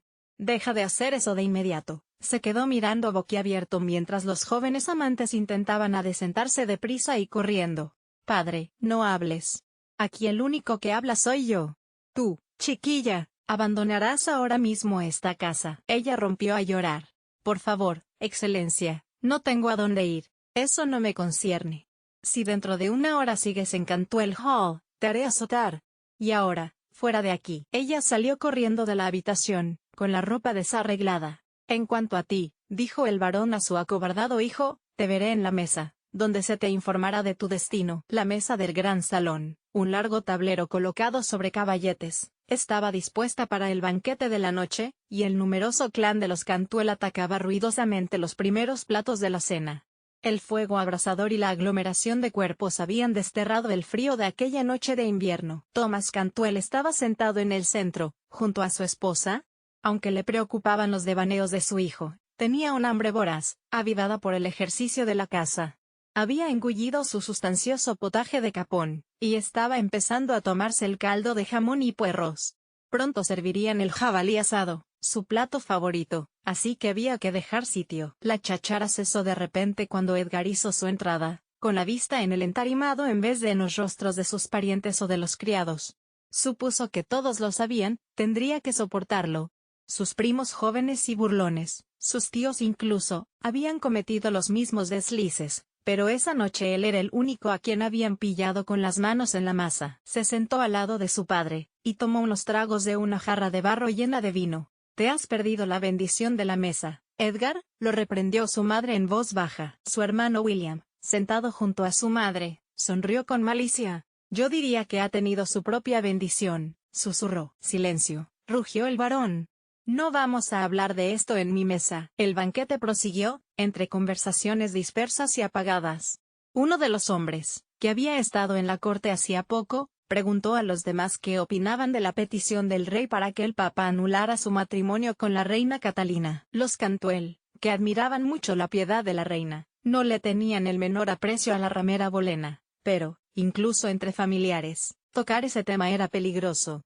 La influencia de Enrique se hacía sentir en cada parroquia. Thomas aseguró a su familia que se llegaría a un acuerdo. La idea de que se produjera un cisma con el Papa por esta cuestión era impensable. Les llevaron el jabalí trinchado en una fuente de madera gigantesca, y ellos lo devoraron ávidamente con rebanadas de pan negro.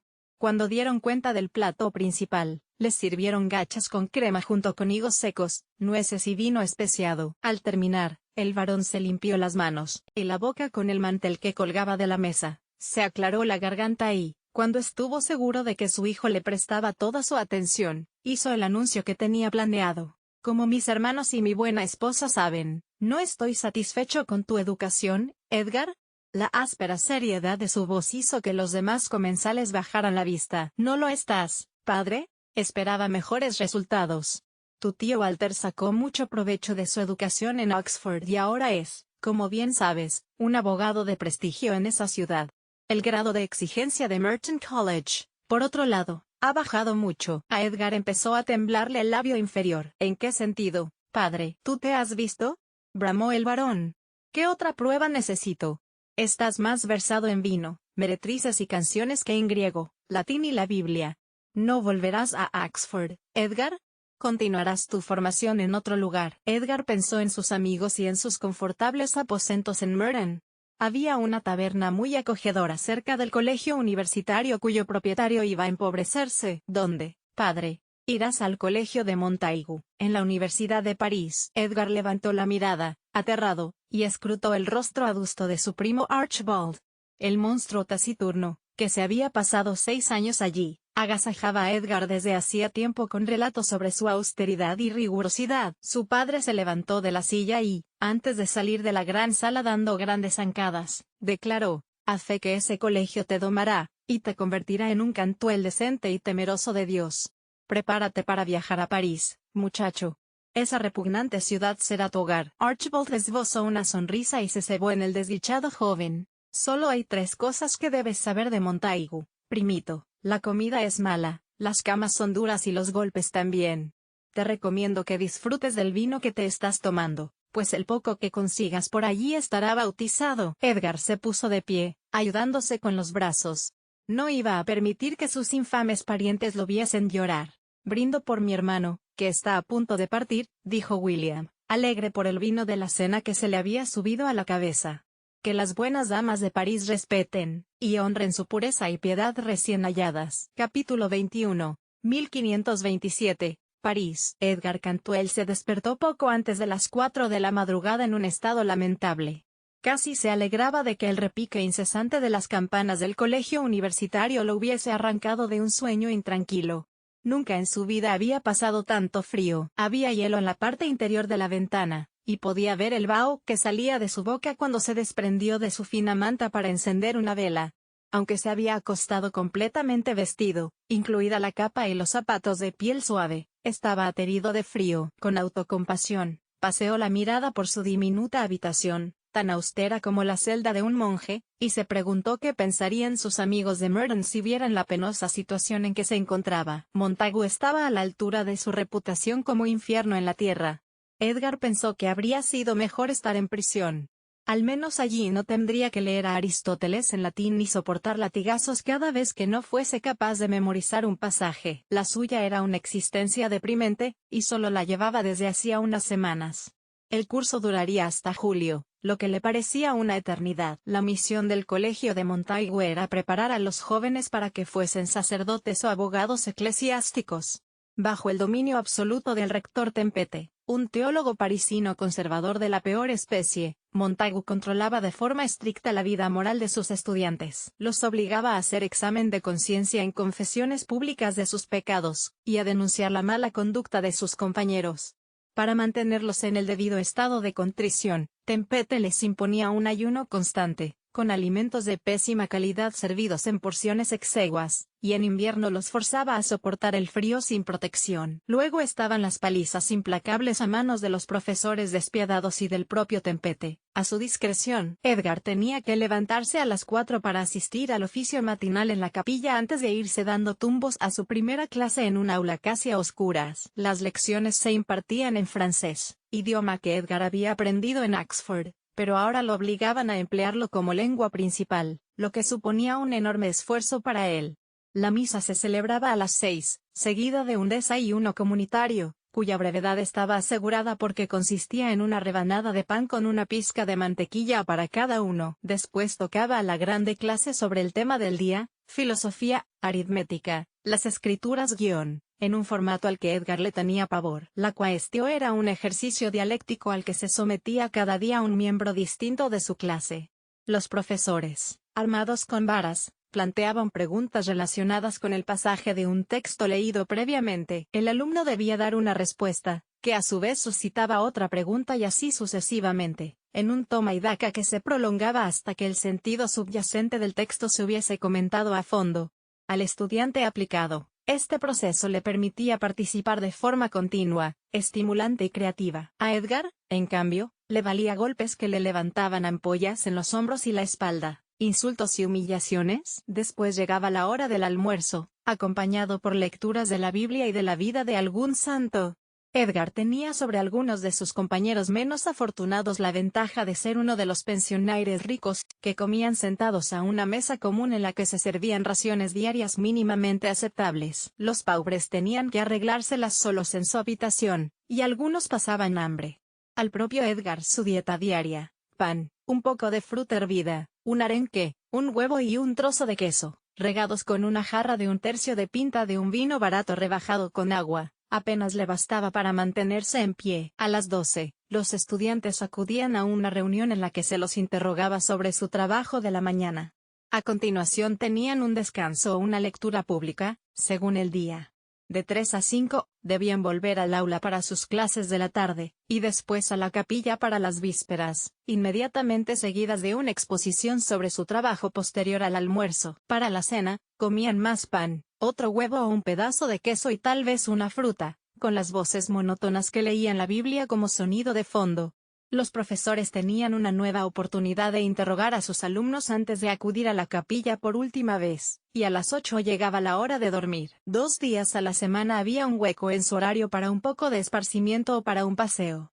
Pese a la tentación de huir, aunque solo fuera por un rato, dada la naturaleza de los alrededores del colegio, los estudiantes preferían en general quedarse en el Preux Clercs, el campo de recreo del colegio. El otro lado de la Rue Saint-Symphorien era un apestoso nido de ladrones y maleantes que de buen grado rebanarían la garganta a un estudiante para robarle el broche de la capa o un par de guantes. Por si esto fuera poco, las cloacas de Montagu desaguaban directamente en la calle, lo que creaba unas condiciones insalubres y malsanas. Todavía con hambre después del desayuno, Edgar se encaminó hacia la grande clase con un terror creciente. El debate de ese día se centraría en las indulgencias y la bula Exsurge Domine, en la que León X condenaba los errores de Martín Lutero. Era un tema muy polémico y, por tanto, ideal para una discusión. Edgar tenía miedo de que Bedier, el profesor, lo eligiese a él, pues la semana anterior se había librado Los 20 estudiantes se sentaron en las dos filas de bancos bajos, acurrucados hombro con hombro para entrar en calor. Amanecía, y una luz tenue empezaba a colarse por las ventanas altas y estrechas de la polvorienta aula. Bedier, gordo y pomposo, caminaba de un lado a otro sobre la tarima, aferrando la vara con la actitud de un gato que se dispone a abalanzarse sobre una rata. Tal como Edgar temía, las primeras palabras que salieron de sus gruesos labios se dirigieron a él. Monsieur Cantuel, en pie. Edgar se levantó del banco y tragó en seco. Decidme cuáles son los 3 actos que se exigen al penitente. Edgar respiró aliviado. Conocía la respuesta: la confesión, la absolución por parte de un sacerdote y la satisfacción, maestro. ¿Y cómo se logra la satisfacción? Con buenas obras, maestro, como visitar las reliquias, peregrinar a lugares santos, rezar el rosario y comprar indulgencias. Explicad el significado de per modum suffragii. Edgar abrió los ojos de par en par. No tenía la menor idea. Intentar adivinarlo sería inútil y solo empeoraría las cosas. No lo sé, maestro. El obeso profesor le ordenó que saliera al frente y se arrodillase. Edgar se acercó como un condenado al patíbulo, y se postró de hinojos ante el clérigo, que le propinó 4 azotes en la espalda con todas sus fuerzas. Ahora, quedaos de pie junto a mí, Messier, pues sospecho que esta abeja tendrá que clavaros de nuevo su aguijón. ¿Quién conoce la respuesta? Un joven pálido de la primera fila se puso de pie. Jan Caubin, alto y esquelético, era un chico de 18 años con las mejillas hundidas, nariz aguileña y una barba incipiente y rala.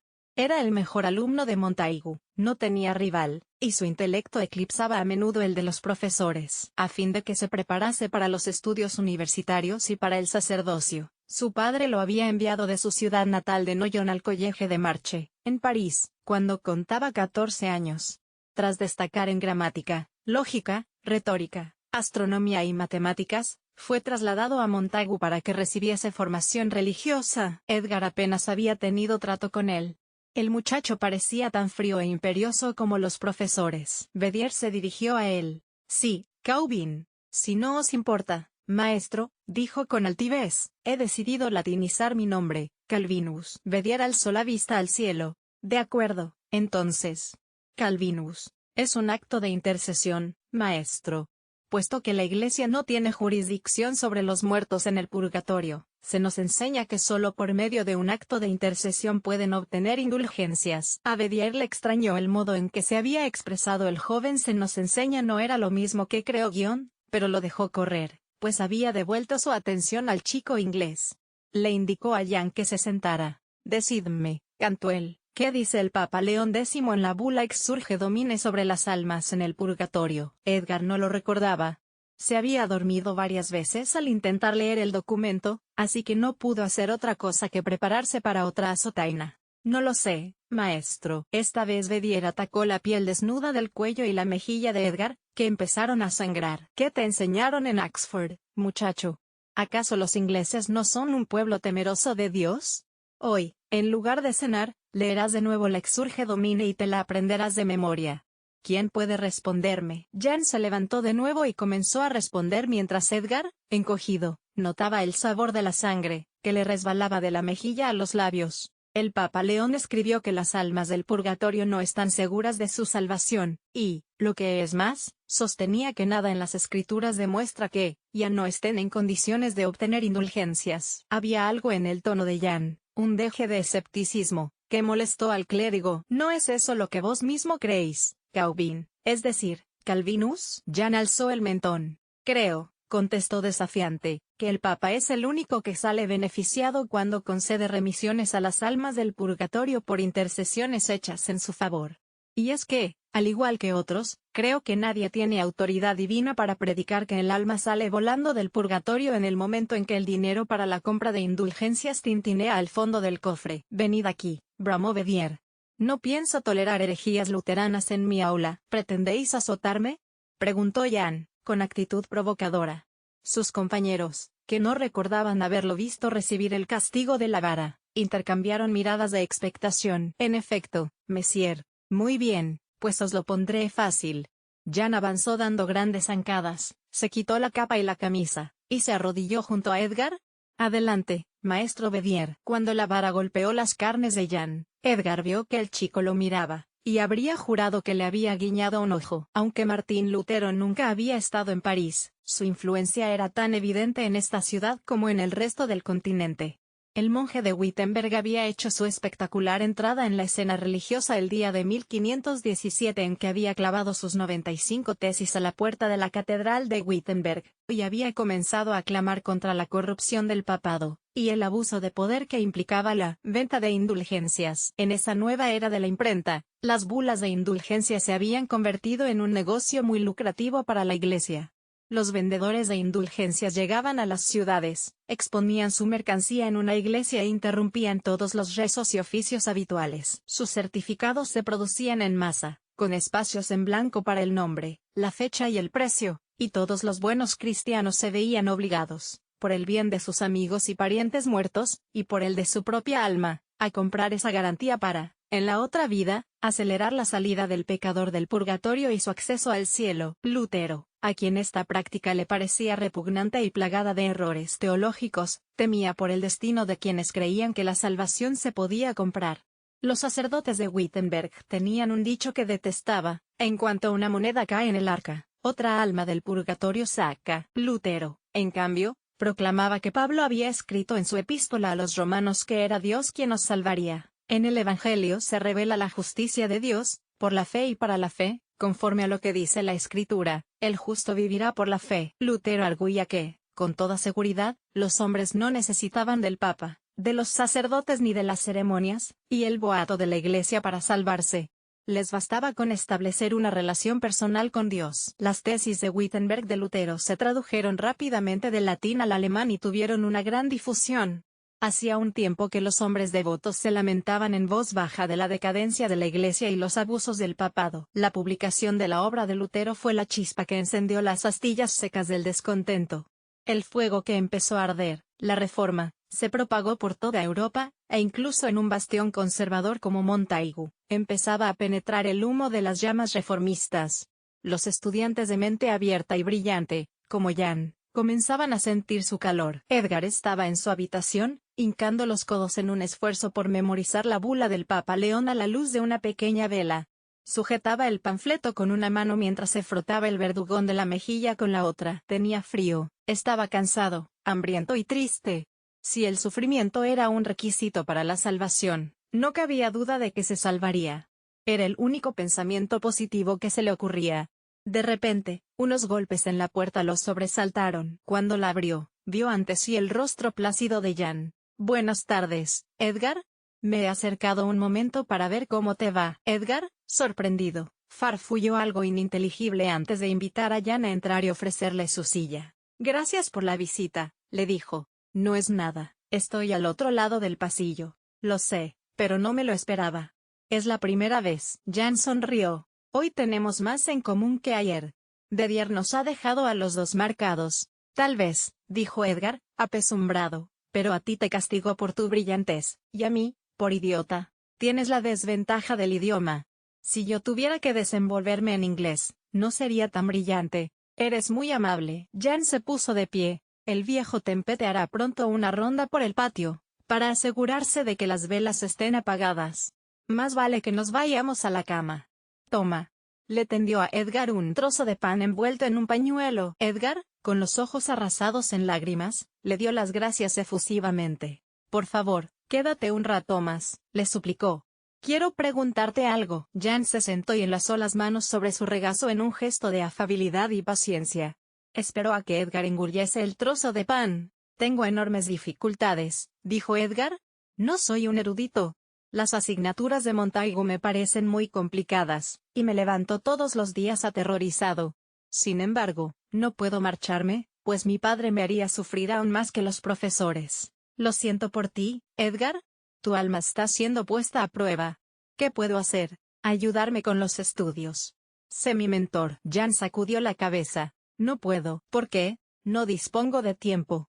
El día no tiene suficientes horas para mí, pues estoy decidido a leer todo lo que pueda sobre las grandes cuestiones de nuestro tiempo». «La Reforma», gruñó Edgar. «Tenemos suerte de vivir en estos tiempos tan emocionantes». «Mi familia es rica», dijo Edgar de pronto. «Encontraré una manera de pagártelo. No necesito dinero». Únicamente tengo sed de conocimientos. Y ahora, debo irme. No, exclamó Edgar de forma tan enérgica que se sorprendió a sí mismo. Tenía que convencer a Jan de que lo ayudara, no sabía qué más decirle. Se puso a pensar a toda prisa, tal vez había una manera. Quebrantaría un juramento que se había hecho a sí mismo, pero, ¿qué alternativa tenía? Si me ayudas, soltó sin más, te mostraré algo que seguro que te fascinará y estimulará tu mente. Jan arqueó las cejas. Has despertado mi interés. ¿Edgar? ¿Qué es lo que tienes? Un libro. Tengo un libro. ¿Qué libro? Había cruzado el Rubicón. Se agachó, abrió su baúl de la ropa, y sacó el voluminoso libro de su padre. Déjame verlo. Edgar lo colocó sobre la mesa para que Jan lo inspeccionara, y observó cómo el joven lo ojeaba con asombro creciente. El año 1527 de nuestro Señor. Y, sin embargo, casi todas estas fechas son futuras, de los meses que vendrán. ¿Cómo es posible? He reflexionado sobre ello desde que aprendí a leer, dijo Edgar. Este libro pertenece a mi familia desde hace generaciones y ha pasado de padre a hijo. Lo que era el futuro se ha convertido en el presente. Jan encontró un fajo de pergaminos sueltos metido entre las hojas. ¿Y esto? Esta carta, no la he leído todavía. Me llevé las hojas de la colección de mi padre apresuradamente antes de partir de Inglaterra el mes pasado. Tengo entendido desde hace tiempo que guardan relación con el libro. Esperaba tener la oportunidad de estudiar la carta en París, pero me han faltado tiempo y energías, y no me ayuda mucho que esté en latín. Hace que la cabeza me dé vueltas. Jan lo miró con desaprobación. ¿Tu padre no sabe que tienes esto? ¿No lo robé? Tomé prestado el libro y la carta, y pienso devolverlos. Me he confesado de un pecado menor. Jan ya estaba absorto en la carta del Jabad, leyendo el latín como si fuera su lengua materna, en vez del francés. Devoró la primera página y se concentró en la segunda sin decir palabra. Edgar lo dejó hacer, escrutando su rostro en busca de una reacción, conteniendo el impulso de preguntarle, ansioso, ¿qué? ¿Qué dice? Jan pasaba las hojas con expresión indescifrable, aunque a Edgar le daba la impresión de estar contemplando a un hombre mayor y más sabio, en lugar de a un compañero de clase. Leyó sin interrupción durante 15 minutos hasta la última página, que llevaba la fecha del 9 de febrero de 2027. Increíble, dijo Jan. Por favor, cuéntame, ¿de verdad no lo has leído? ¿De verdad? Ilumíname, te lo ruego. Me temo que es una historia de locura fruto de una imaginación perversa. ¿Edgar?